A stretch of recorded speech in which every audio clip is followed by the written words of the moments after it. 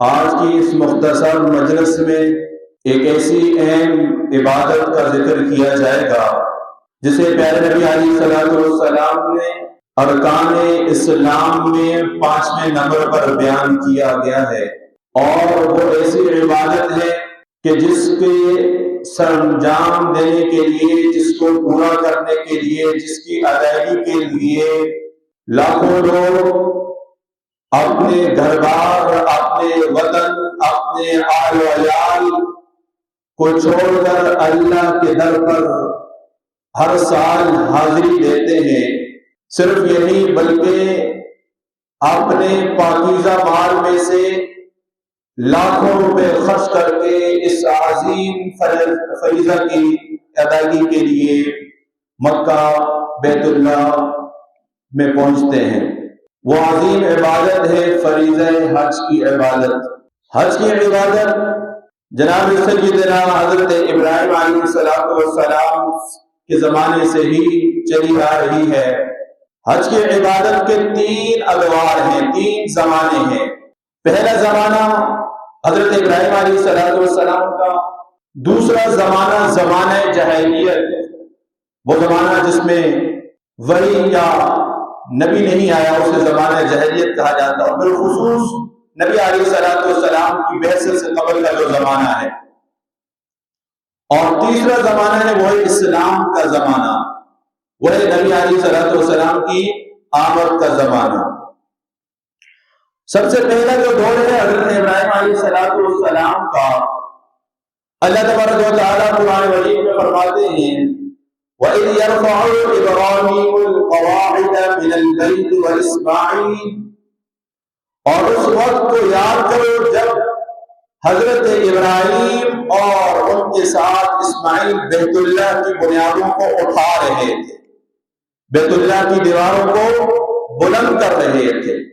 تو بیت اللہ کی تعمیر حضرت ابراہیم علیہ السلام نے اثر نور کی، اور جب بیت اللہ کی تعمیر مکمل ہوئی تو اللہ تبارک و تعالی کی طرف سے حضرت ابراہیم علیہ السلام کو حکم ہوا کہ اے ابراہیم، میرے گھر یعنی بیت اللہ کی تعمیر مکمل ہو چکی ہے، اب اس کو پاک صاف رکھیں۔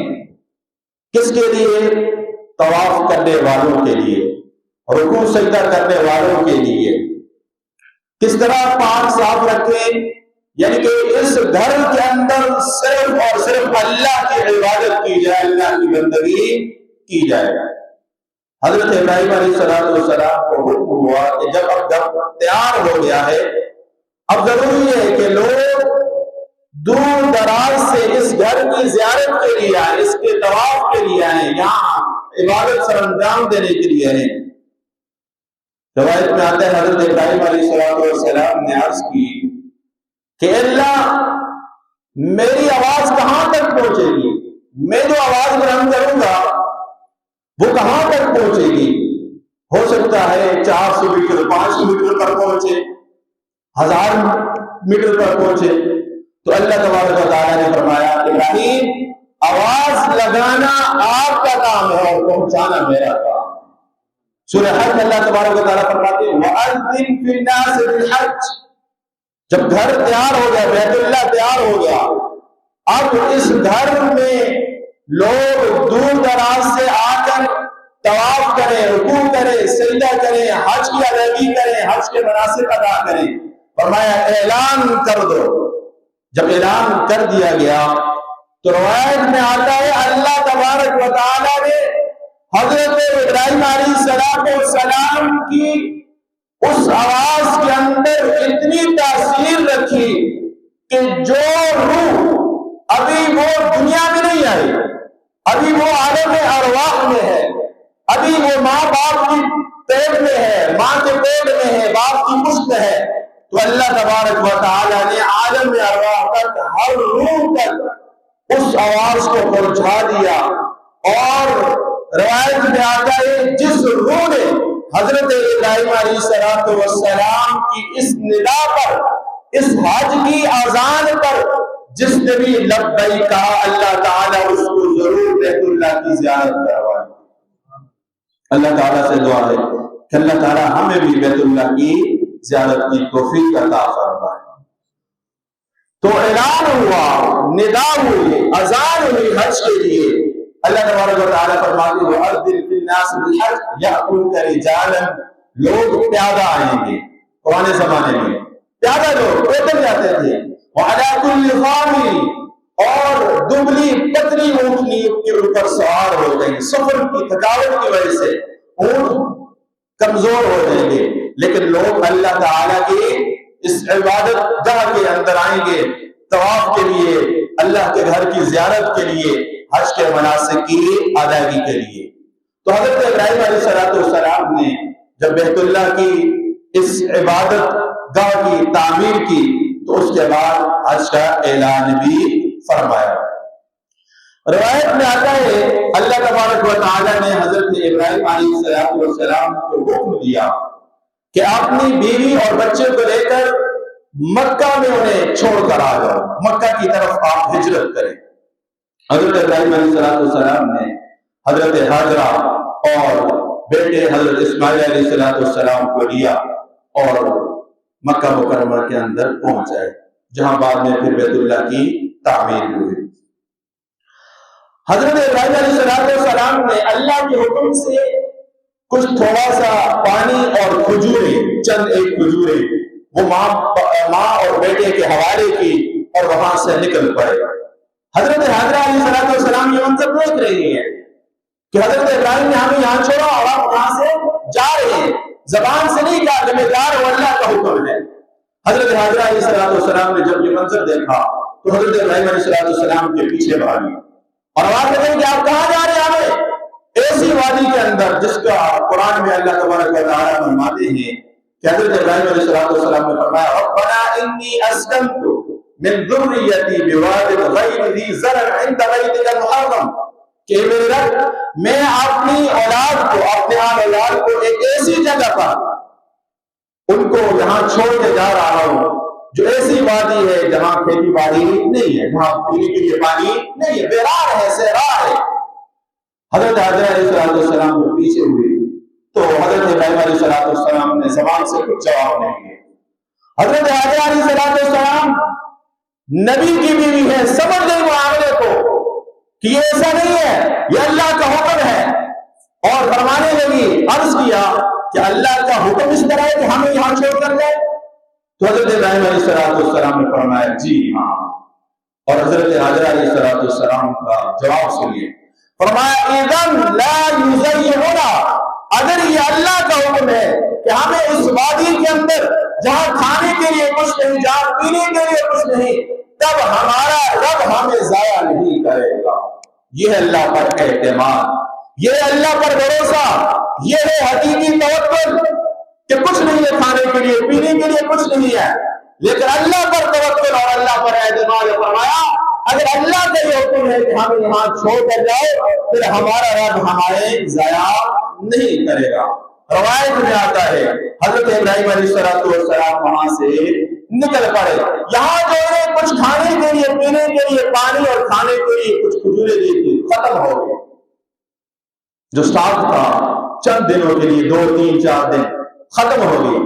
اب جو بچہ ہے، شیرخوار بچہ، دودھ پیتا بچہ، جب اس کو پیاس لگی اور جب اس کو بھوک لگی، اب والدہ کچھ کھا نہیں رہی، کچھ پی نہیں رہی، تو دودھ کہاں سے آئے گا؟ اب بچہ بھوک کی وجہ سے، پیاس کی وجہ سے بلک رہا ہے اور اپنی ایڑیاں زمین پر مار رہا ہے۔ حضرت حاجرہ علیہ السلام نے اپنے لخت جگر کو اس بے قراری کے عالم میں دیکھا تو وہاں سے بھاگی، صفا پہاڑی کے اوپر چلی گئی۔ صفا سے دیکھا کہ یہاں کوئی قافلہ آ رہا ہو جس سے کھانے کے لیے، پینے کے لیے کچھ سامان لے لیے گئے، کچھ نہیں، ویران ہے، صحرا ہے، دور دراز تک کوئی آبادی نہیں ہے۔ صفا سے اٹھ گئی، مروہ کے اوپر چڑھ گئی، یوں حضرت حاجرہ علیہ السلام نے 7 چکر لگائے۔ اللہ تبارک و تعالیٰ کو حضرت حاجرہ علیہ السلام کی یہ ادا اتنی پسند آئی کہ قیامت تک مسلمانوں کے لیے اللہ تبارک و تعالیٰ نے صفا مروہ کو واجب کر دیا کہ اس وقت تک حج مکمل ہی نہیں ہوگا جب تک صفا مروہ کی صحیح نہیں کریں گے۔ تو حج جو ہے یہ عظیم قربانیوں کی ایک داستان ہے پھر اللہ تبارک و تعالیٰ نے حضرت حاجرہ علیہ السلام کی اس بے قراری اور حضرت اسماعیل علیہ السلام کی پیاس اور بھوک کو دیکھتے ہوئے اللہ تبارک و تعالیٰ نے حضرت جبرائیل علیہ السلام کو بھیجا۔ روایت میں آتا ہے حضرت جبرائیل علیہ السلام کی اس جگہ پر جہاں حضرت اسماعیل اپنی ننھی ایڑیاں زمین کے اوپر رگڑ رہے تھے بھوک اور پیاس کی وجہ سے، حضرت جبرائیل علیہ السلام نے اس جگہ کے اوپر اپنا پر مارا، اور دوسری روایت میں کہ حضرت جبرائیل علیہ السلام نے ایڑی ملائی تو وہاں سے ایک چشمہ نکل پڑا جسے آج آب زمزم کے نام سے موسوم کیا جاتا ہے۔ اور فرمایا آپ علیہ السلام نے آب زمزم کے بارے میں کہ جو جس غرض کے لیے آب زمزم کو، جس نیت کی غرض، جس نیت سے آب زمزم کو پیے گا، اللہ تبارک و تعالیٰ اس کے اس کام کو ضرور پورا کرے گا۔ مثال کے طور پر کوئی بیمار ہے، اس نیت سے آب زمزم پی رہا ہے کہ میرا یہ درد ختم ہو جائے، پیارے نبی علیہ السلام کے فرمان کے مطابق اس شخص کا یہ جو پانی پینا ہے آب زمزم کا پانی، اللہ تبارک و تعالیٰ اس کو ضرور شفا عطا فرمائے۔ اب حضرت حاجرہ علیہ السلام بھوک اور پیاس کی ستائی ہوئی ہیں، فوراً سے اس پانی کے ارد گرد مٹی باندھنے لگی، مٹی کا بند باندھنے لگی کہ پانی ضائع نہ ہو جائے۔ قلیل پانی ہے اور کافی دنوں کے بعد ملا ہے، اور پھر ایسی جگہ ہے جہاں نہ کوئی کافرہ ہے، جہاں نہ کوئی آبادی ہے، تو یہ پانی جو ابھی نکل آیا ہے یہ ختم نہ ہو جائے۔ تو حضرت حاجرہ علیہ السلام کو معلوم نہ تھا کہ یہ پانی قیامت تک جاری رہے گا، انہوں نے انسانی فطرت کے ناطے اس پانی کے ارد گرد بند باندھنا شروع کر دیا۔ اب علیہ السلام نے فرمایا اللہ تعالیٰ حضرت حاجرہ علیہ السلام پر رحم فرمائے کہ انہوں نے انسانی فطرت کی بنیاد پر اس پانی کے ارد گرد بند باندھنا شروع کر دیا۔ اگر حضرت حاجرہ علیہ السلام یہ عمل نہ کرتے، پیارے نبی علیہ السلام نے فرمایا یہ پانی کی ایک عظیم نہر قیامت تک جاری رہے گی۔ حضرت حاجرہ علیہ السلام کا امتحان، حضرت ابراہیم علیہ السلام کا امتحان، اور پھر حضرت حاجرہ علیہ السلام کی یہ ادا اللہ تعالیٰ کو بہت پسند ہے۔ پھر اسی طرح حضرت ابراہیم علیہ السلام بطور کاریگر جب بیت اللہ کی تعمیر فرما رہے تھے، حضرت اسماعیل علیہ السلام بطور ہیلپر حضرت ابراہیم علیہ السلام کو اٹھا کر گارا دیتے، پتھر دیتے، تاکہ والد محترم حضرت ابراہیم علیہ السلام دیواروں کی بنیاد رکھیں اور دیواریں بناتے رہے۔ تو اللہ کا معجزہ دیکھیے، اللہ کی طرف سے حضرت ابراہیم علیہ السلام کا معجزہ، حضرت ابراہیم علیہ السلام جس پتھر کے اوپر کھڑے ہوتے، جس پتھر کے اوپر کھڑے ہو کر حضرت ابراہیم علیہ السلام نے بیت اللہ کی تعمیر فرمائی۔ روایت کے اندر آتا ہے جتنا بلندی کی ضرورت ہوتی۔ اب آپ نے دیکھا ہوگا کہ جب بندہ کام کر رہا ہوتا ہے تو کبھی اس نے یہاں جانا ہے، کبھی وہاں جانا ہے، کبھی اوپر جانا ہے، کبھی نیچے جانا ہے، تو اللہ تعالیٰ نے اس پتھر کو بطور لفٹ کے کام کروایا۔ حضرت ابراہیم اگر اوپر جانا چاہتے پتھر بھی اوپر ہو جاتا، اگر نیچے آنا چاہتے تو پتھر بھی نیچے آ جاتا، تو اسے پھر مقام ابراہیم کہا جاتا ہے۔ اس پتھر کے اوپر حضرت ابراہیم علیہ السلام کے قدم مبارک ہوئی، اور جہاں حاجی 2 رکعت نماز کی ادائیگی بھی کرتا۔ اسی طرح حجر اسود کو دیکھیے کہ اللہ تبارک و تعالیٰ نے حجر اسود، یہ جنت کی ایک پتھر ہے، جنت سے لایا گیا پتھر، حضرت ابراہیم علیہ السلام کے زمانے میں جب بیت اللہ کی تعمیر مکمل ہوئی، اللہ کی طرف سے یوں سمجھے بطور تحفہ حضرت ابراہیم علیہ السلام کو جنت کا پتھر دیا، فرمایا یہ میرے گھر میں رکھ دو۔ تو روایت میں آتا ہے یہ حجر اسود دودھ سے زیادہ سفید تھا، دودھ سے زیادہ سفید تھا، لیکن فرمایا بنی آدم کی خطاؤں کی وجہ سے، گناہوں کی وجہ سے یہ پتھر کیا ہو گیا، آہستہ آہستہ کالا ہو گیا۔ تو حج کے اندر جتنے بھی اعمال ہیں، پھر حج کے اندر قربانی دیکھیے، قربانی کا جو عمل کیا جاتا ہے یہ بھی حضرت ابراہیم اور حضرت اسماعیل علیہ السلام کی یاد میں کیا جاتا ہے۔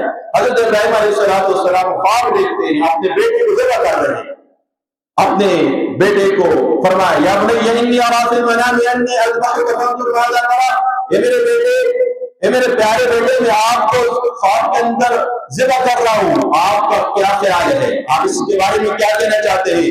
وہ بیٹا تو ابراہیم کا بیٹا تھا، قربانی سے لبریز تھا۔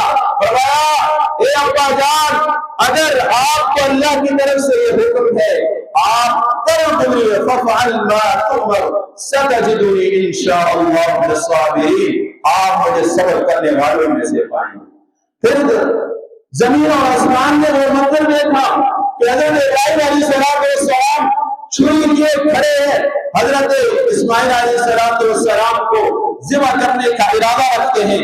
حضرت اسماعیل علیہ السلام قربان ہونے کے لیے تیار ہیں، نبی قربان کرنے کے لیے تیار ہے، دوسرا نبی قربان ہونے کے لیے تیار ہے، لیکن اللہ کی منشا کچھ اور تھی۔ وَفَدَيْنَاهُ بِذِبْحٍ عَظِيمٍ، اللہ تبارک و تعالی نے حضرت اسماعیل کی جگہ جنت سے ایک میڈا بھیجا اور قیامت تک کے مسلمانوں کے لیے اوپر لازم کر دیا کہ وہ ہر سال حضرت ابراہیم اور حضرت اسماعیل علیہ السلام کی یاد میں قربانی کی ادائیگی کریں گے۔ تو یہ پہلا وہ دور ہے جو حج کا دور ہے۔ حضرت ابراہیم علیہ السلام کے زمانے میں کیا کیا چیزیں تھیں۔ پھر اس کے بعد دوسرا دور آتا ہے جاہلیت کا دور آتا ہے، جس کے اندر جاہل لوگوں نے، مشرکین نے، کفار نے حج کے نام کو تو باقی چھوڑا، لیکن جو اس کے افعال تھے جیسے صفا مروہ ہو گیا، اور اسی طرح میدان عرفات میں جانا ہو گیا، اور اسی طرح بیت اللہ کا طواف کرنا، ان کے اندر انہوں نے ایسی بدعات اور رسومات داخل کر دی جن کا شریعت کے ساتھ، اسلام کے ساتھ، اللہ کے حکم کے ساتھ تعلق نہیں تھا۔ طواف جو ننگے ہو کر کیا کرتے تھے، میدان عرفات جس کو اسلام نے فرض قرار دے دیا اور فرمایا کہ جو میدان عرفات میں نہیں جائے گا، وقوف عرفہ نہیں کرے گا، اس کا حج ہی نہیں ہے۔ تو یہ جو مشرکین عرب تھے، جاہل لوگ تھے، زمانے جاہلیت کے لوگ، یہ عرفات جاتے نہیں تھے اور کہتے تھے ہم تو بڑے سردار ہیں، ہم تو سردار ہیں، ہم تو بیت اللہ کے متولی ہیں۔ تو اللہ تبارک و تعالی نے اس بدعت کا بھی خاتمہ کر دیا۔ اور پھر تیسرا دور آتا ہے پیارے نبی علیہ السلام کا۔